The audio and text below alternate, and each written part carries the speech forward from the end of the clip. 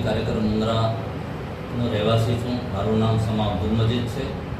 વખત આજે લગભગ 15 વર્ષ જેવા થવા આવ્યા હશે. જે પણ ખૂટતી કડી હોય મુન્દ્રા CHCને લગતી, એના માટે વખત ત્યાંના ચીફ ઓફિસર હોય તેનાથી મેં રજૂઆત કરી છે.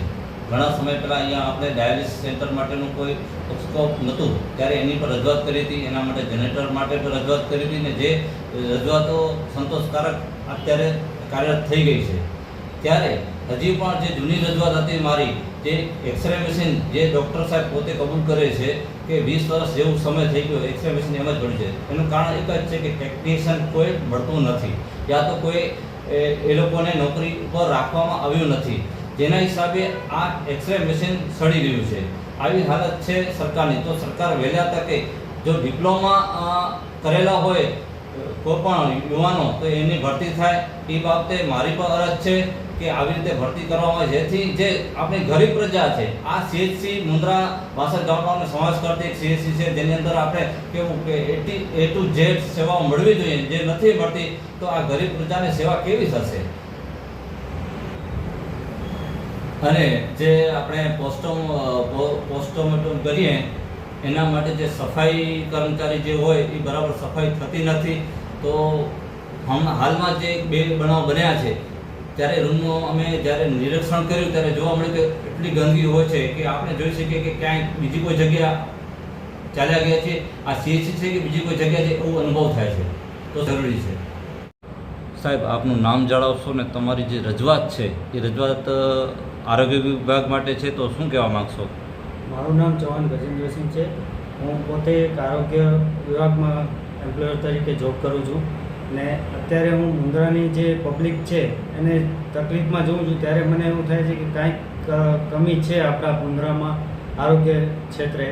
એટલે જે આજે સરકારી હોસ્પિટલમાં કહેવામાં આવે છે કે CHC મુન્દ્રા જે છે 62 ગામડાઓની એક CHC છે, ને અહીંયા કંપનીઓ એટલી છે, પણ કેટલા ટાઈમથી એક સામાજિક કાર્યકર્તા છે જે એપ્લિકેશન આપે છે કે એક્સરે ટેકનિશિયન લઈ આવો ડાયાલિસિસ માટે ને જનરેટર માટે, એમાં એમને 50% જેવી રાહત મળી છે. ને એક્સરે ટેકનિશિયન છે જે એમને અત્યાર સુધી મળ્યું નથી. ને મુન્દ્રા ગામની અંદર જ એટલા છોકરાઓ છે કે જે લોકો ડિપ્લોમા કરીને બેઠા છે, પણ એને કોઈ જાતની નોકરી મળતી નથી. અહીંયા જો કદાચ સરકાર ભરતી બહાર કાઢે તો કદાચ આપણે મુન્દ્રાની જે છોકરાઓ છે એ લોકોને નોકરી મળી શકે અને એમનો પણ ગુજારો હાલે, અને અહીંયાની જે પબ્લિક છે એને પણ એક્સરે રીતે સારું પડે. અને જે લોકો કહે છે કે મલ્ટી સ્પેશિયલિસ્ટ હોસ્પિટલ, તો મલ્ટી સ્પેશિયલિસ્ટ હોસ્પિટલ જેવું કાંઈ છે જ નહીં સરકારી હોસ્પિટલમાં. ખાલી એક ગાયનેક ડૉક્ટર એ પણ હમણાં જ આવ્યા છે, ને એ સોનોગ્રાફી ખાલી એમના જે પ્રેગ્નન્સી રિલેટેડ હોય છે એ જ કરે છે. પણ મુન્દ્રાની અંદર મોસ્ટ ઓફ એવા છે પેશન્ટ જેને પથરીઓની બહુ તકલીફ છે.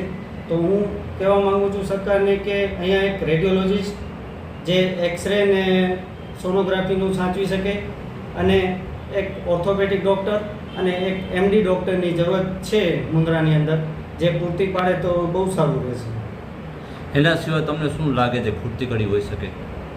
પૂરતીમાં એવું છે કે સર્જન ડૉક્ટર તો મુશ્કેલ છે અહીંયા માટે, પણ જો મળી જાય તો સૌથી સારું છે.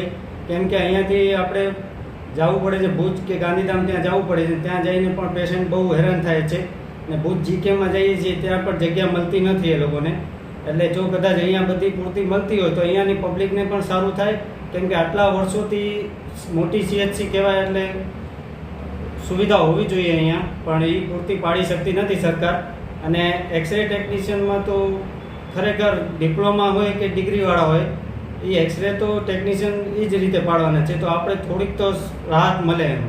ભલે સોનોગ્રાફી અમે એમ નથી કહેતા કે ફ્રી ઓફ ચાર્જ તમે કરો, થોડાક 50% રૂપિયા લઈને કરો, પણ ચાલુ થવી જોઈએ સોનોગ્રાફી.